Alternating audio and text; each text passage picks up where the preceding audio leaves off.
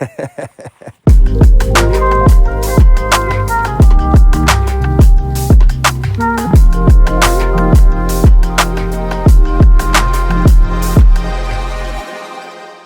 we're going to be talking about zones of use, and this is going down our scales of permanence. In this last series of videos, we've discussed this framework that I use to analyze a property. And we use this framework to decide and figure out how many resources are going to go into a property to change it in any which way. So climate, geography, water, socioeconomics, etc. We've gone through a lot of these now. And today we're going to talk about zones of use. And we've got two more after this. We're going to talk about soil and lastly, aesthetics and experience. But with zones of use, this is very important when you're designing your homestead, when you want to think about how you might start to lay things out. This is particularly important. And where this comes from is from the foundational ideas in permaculture. So you might be familiar with the great Bill Mollison or David Holmgren, Jeff Lawton, Toby Hemingway. A lot of these folks have taken these ideas that came from all kinds of places and they consolidated into this idea that a lot of us know as permaculture. And one of the greatest design principles in permaculture is zones of use. And today we're going to be talking about that, and I'll be just walking around and showing you how it applies in my property. I'm also going to talk about a special announcement we're going to have. I'll talk more about this at the end of the video, but we're going to be giving away 5 free consulting sessions with me. So anybody who signs up for the early bird launch of the course, we'll throw your name into a hat. And on the 18th, I'm going to do a live stream to launch the course, and I'll be pulling those names out. So you'll get an hour with me, and we can talk about whatever you want. We can talk about your homestead. We can talk about your farm. We can shoot the breeze. It's totally up to you. So I'm going to be giving away 5 hours of my time to 5 lucky people who sign up. So let's get into zones of use. So what are zones of use? Well, when you have a homestead or a farm, it's really important to think about how you move around on that property, because there's going to be some things, some tasks you do that you do all the time. So you do them perhaps many times a day. It could be something like collecting the eggs from your chicken coop. It could be something like working in the greenhouse. It could be, in my case, in the wintertime, scraping off the solar panels. And then it could be going down and managing the fruit trees in your food forest. And it could be even mowing certain parts under trees. It could be thinning your forest and harvesting firewood. It could even be hunting and trapping. It could be a variety of things, but each of these things that you do will have varying degrees of intensity, and you either do them a lot, or you do them a little bit, or you do them not very often. And so the way you organize your homestead, and this applies to farms as well, should be thinking about those zones of use. So when we analyze a property that we're thinking is a prospect, you want to look at a topographic map of that property and try to envision where the house is going to be. The house already might be there. You might already have some of the infrastructure there. Great. You want to think about what you're going to do. Where are these things going to go? And when you're analyzing a potential property for zones of use, it's kind of a fun opportunity to use your imagination and kind of think about how and where things are going to go and why. And I think what I'll do is I'll kind of explain to you some of the things that I do on my property regularly or semi-regularly or not regularly at all. And you can use that to get a bigger picture of what that might look like. So in the original Permaculture Designer's Manual by Bill Mollison, it's a fantastic book, he lays out these zones. And so in that book, the book is insane. I actually sometimes wonder if the introduction to permaculture is a better book to get people into it, because there's just, it's a bit more poignant and the information's a bit more digestible. The design manuals is just, there's so much there. But in that, Mollison lays out a number of examples of homesteads or farms where you have zones of use. So, for example, you should always try to have a zone 1 and 2. Depending on the size of your homestead, you might have a zone 1, 2, 3, or 4. Now, the zone 1 is going to be your most intensive area that you work in. And some people in the permaculture space have even gone into zone 0, which is kind of a neat concept. We won't get into this one, but the zone 0 is kind of like your personal health and all that, and maybe even inside of the house, because you can apply these principles on a microcosm in that way as well, which is kind of neat. But when it comes to zone 1 on my homestead, this is the immediate area that I'm in right now. And basically, I'll put in some drone shots here, but my zone 1 is about an acre area, well, 3/4 to an acre, depending on how you draw it, because to draw just a perfect circle doesn't really make sense. But I've got this inner area on my homestead, and so I've got, in that, I would include all my primary buildings and infrastructure. My passive solar greenhouse, garage, office there. Our home, once we finish it, which will be right there. My boiler shack for my firewood. I just built a little climbing wall for my kids there, in case you're wondering what that is. My solar panels. I've got this main kind of landing area that I'm still working on. I've got where my chickens are, and in the winter I keep my chickens close so I don't have to go so far, but in the growing season I can move them further around. I've got one garden plot that is, I would consider to be in that zone 1. So this garden plot here is the closest to the homestead. I've got my chickens working it right now. We had some crazy 3 seasons in a day today.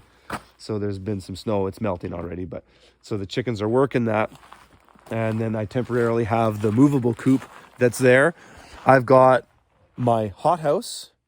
Currently we're living in the cabin, and so that's kind of also in the zone 1. And then I also have my Quonset, which is this steel building, which is basically my shop. Like, it's a bay area. It's got a bay, not the Bay Area. It's got a high ceiling. I've got a mezzanine in there. It's a place I can work on machinery, and do, if I need to build something in the winter, say. So this is my zone 1. And this is really important to me in the winter, because we get a lot of snow here. And this year they say on average we get 90 inches of snow here a year. This year, I'm pretty sure we had about 120. But my zone 1 is so important because in my winter season, I kind of retreat to the zone 1, and I don't really go anywhere else. Maybe a little bit, I go down to my other high tunnel down below. But in the wintertime, I'm really in the zone 1 because it's just harder to move. And I don't want to maintain snow outside of that. I do maintain a path to get to my high tunnel because I do harvest greens from that all winter. I'll have spinach and lettuce, kale and things like that. Carrots even, and beets. So I go there maybe once a week. And I don't maintain that path very much. It's kind of, if we get out of if it snowed for a week solid, I might only shovel that path once just so I can get there when I need to. But my zone 1 is this primary area, and I'm in it all the time. I'm back and forth between my cabin, my office, and the passive solar greenhouse, and that's the area that I spend most of my time. And again, it's really important in the winter because I don't want to maintain snow. We're on 40 acres, right? I can't maintain snow on 40 acres. I do maintain snow management on my driveway.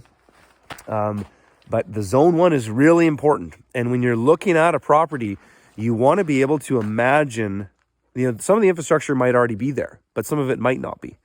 And so you want to imagine where things would go. And it's a fun process because you get to use your imagination. You get to kind of dream it up a little bit. And I did a lot of that with this property because this place was more or less a blank slate. The only thing that was here when we bought this place was this cabin. The only thing. There was nothing else here. Nothing else you see. I've completely terraformed the land, built all this infrastructure. It's been a massive undertaking. But my zone 1 is super, super important to me. And I would say even more so because we are in DFB climate, USDA zone 5, and we get a ton of snow. Most of our precipitation comes in the form of snow. Very little of it comes in the form of rain, though right now we are in the rainy period of our year. We get a little bit more in the fall, but we only get 20 inches of rain here a year, which is dry. And but we get 90 to 120 inches of snow, which is millions and millions of liters of water. It's ridiculous. So the zone 1 is really the most important. And when we move out onto my property, the zone 2 spreads out into a little bit further of an area. It might be a few acres. So zone 2 on my property is kind of up here. So zone 2 is coming into this larger terrace here where I've got 14 18 foot by 30 inch beds there. I've got my unheated high tunnel.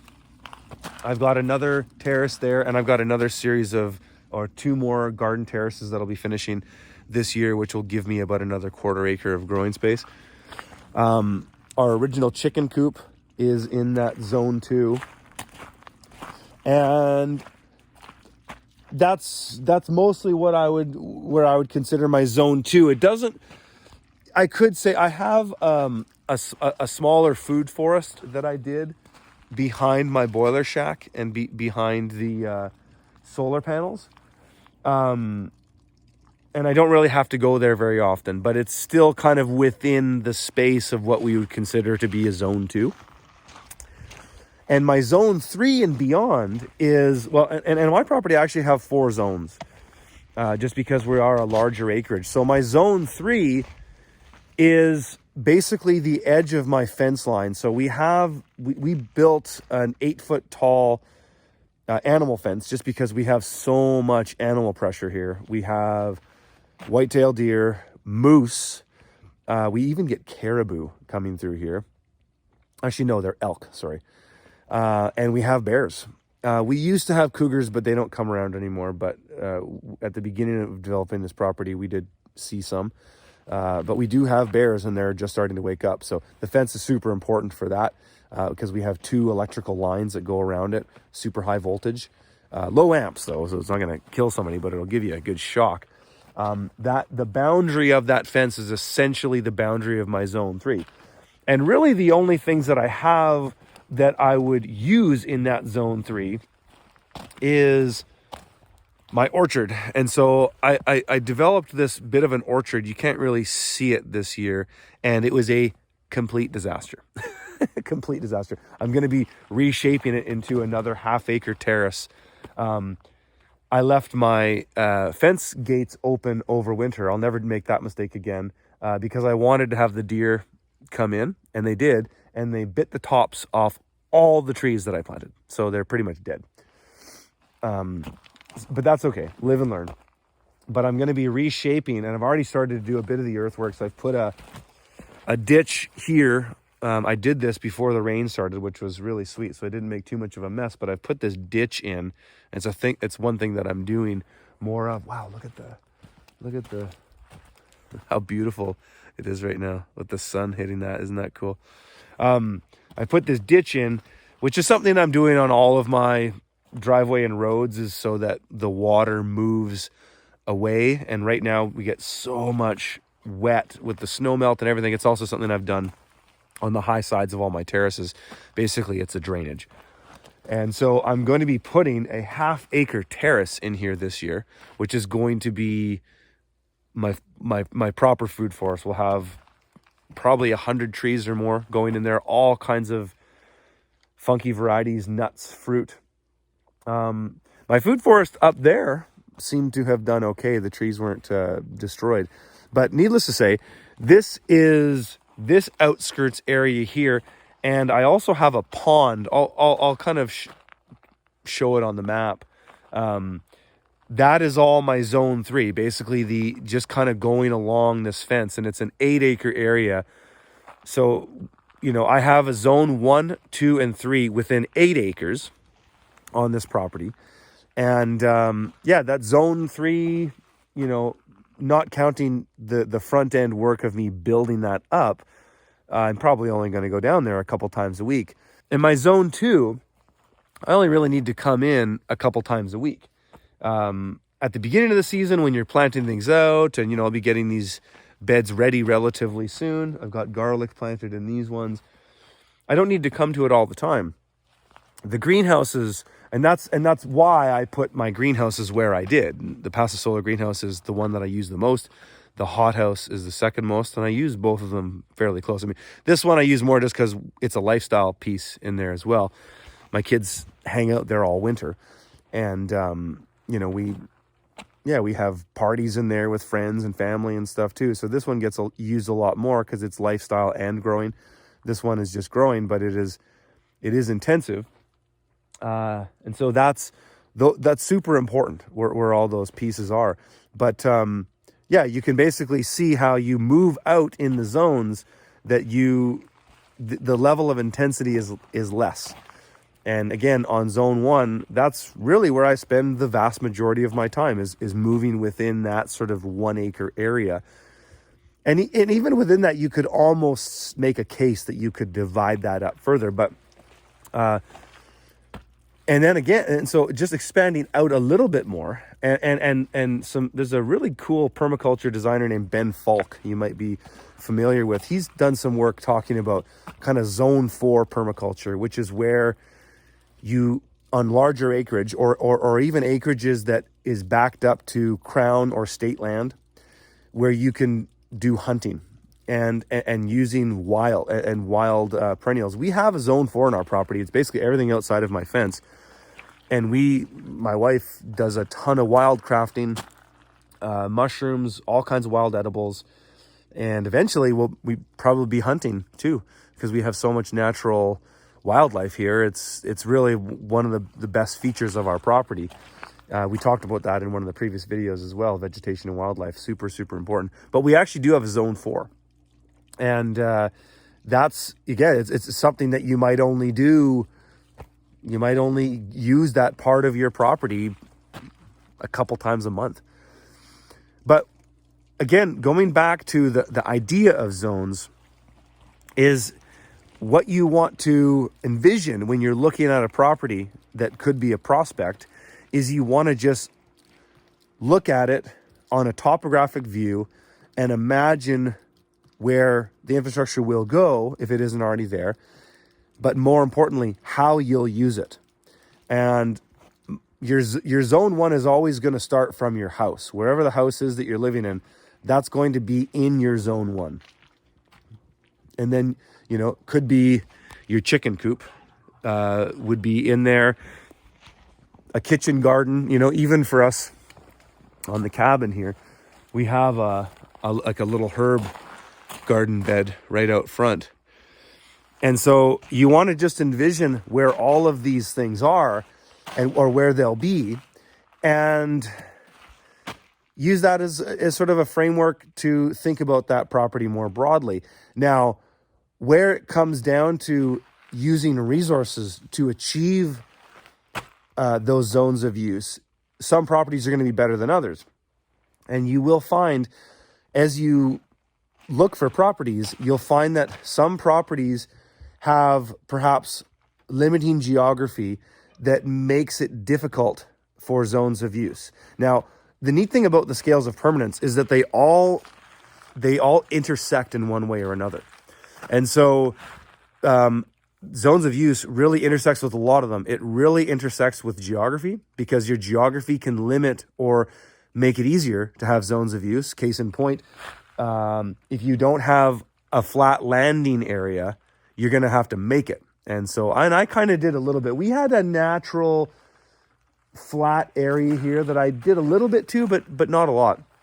So geography intersects with it, and vegetation can limit it too. So if your property is really treed, which is a good thing. I mean, it's as I said in that video about vegetation and wildlife, trees take a lifetime to grow, but an afternoon to take down. So if you have to cut down some trees to make your property have good accessibility and zones of use, then that's not a big barrier to entry. But it does represent resources, right? If you have to change your geography, that's resources to do that. If you have to change the vegetation, that's resources. And another thing that intersects with that is access and circulation. So if the property doesn't have good access or circulation, you're going to have to change that in order to accommodate free-flowing zones of use. So these things all intersect, and that's what's so neat about the scales of permanence, and why they're such a useful tool when you're analyzing a potential property. So that's essentially how it works, and it's really important and fun and an imaginative exercise to go through when you're thinking about a property. And when you're looking at a prospect, you want to go through all of these things, and how you think about the zones of use is particularly important at the beginning, because once you start putting down infrastructure, if it isn't already there, you start making, when you put down a building, that building's there, right? You can't just change that. So it's very, very important to imagine what those zones of use are. And you're going to go through many iterations of it. When you're designing a property, the design phase has many different stages to it. But at that beginning, you really want to think about those zones and think about how you get from point A to point B. What is how often are you going to do this trip? What are you doing there? Again, all of it comes back to your context. That's most important. We started with that to come out with your negotiables and non-negotiables. That context is the foundation of everything that we've talked about in these so far, and that we're going to talk about in the next two videos. All right, so that is it for this one, folks. Now, I'll just circle back to the 5 consults. I said I was going to talk about it later, and I just kind of talked about it there, so I don't really need to go over it again. But I'll just remind you that for those who sign up for the early bird, which is if you sign up for the Finding the Perfect Homestead Property course, just if you sign up for the early bird launch. So we have an email collection. So if you are interested, sign up for the wait list, homestead.freedomfarmers.com. There's going to be an early bird launch, which is from the 15th through the 18th. So if you sign up for the course in that period of time, you're going to be entered into a draw to do a 1-hour consult with me. And we can, as I said earlier, we can talk about whatever you want. But it's just for the early bird. So make sure you get on the waiting list right now, homestead.freedomfarmers.com, and you'll get an email with the early bird information. You'll get more information about the course, and the launch date and all that stuff. If you sign up for the early bird, then you'll be entered into a draw on the 18th, when the official launch date is. I will be doing a live stream, and I'll be pulling 5 names out of a hat. So we'll print up all the people that signed up for the early bird course, and I'll be drawing them out of a hat. We'll do a live stream, typical live stream for me, really. And we'll be drawing these names out of a hat, and you'll get an hour of my time, and we can talk about whatever you want. So anyways, folks, I hope to see some of you in there, and we'll see you in the next 2 videos. We talk about soil, and lastly, aesthetics and experience with this framework that we use to evaluate property. All right, folks, see you in the next one.